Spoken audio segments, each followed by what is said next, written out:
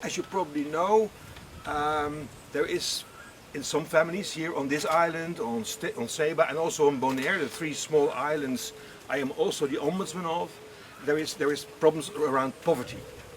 And poverty is a serious problem. When you do not have enough money, that means that probably the kids cannot go to school, or that there is not enough food, or not enough clothing, or you can't travel, or all other sorts of situations.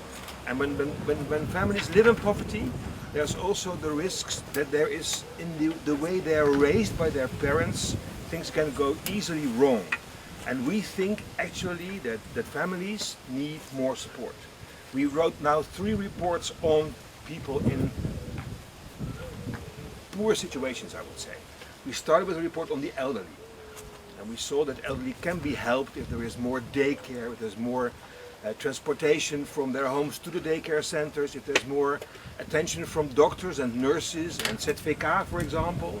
It helps enormously, and we saw in this first report that some of our recommendations are taken into consideration and also even have affected already the situation of elderly people on the 3 islands, also here on station. And the second report was on young people, let's say those from 16 to 23, 25, 27, young people who have expectations of life. They would like to learn, go to school, work, raise their families and start families and have housing.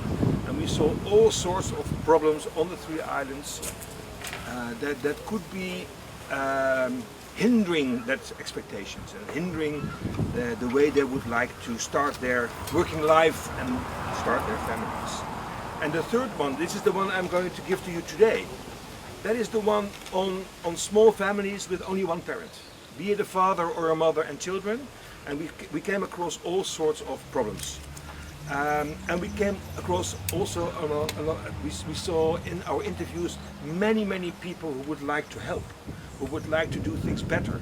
So it's not a matter of ill-willing people, it's a matter of how can we organize the good-willing people and those families and the fathers and the mothers and the schools.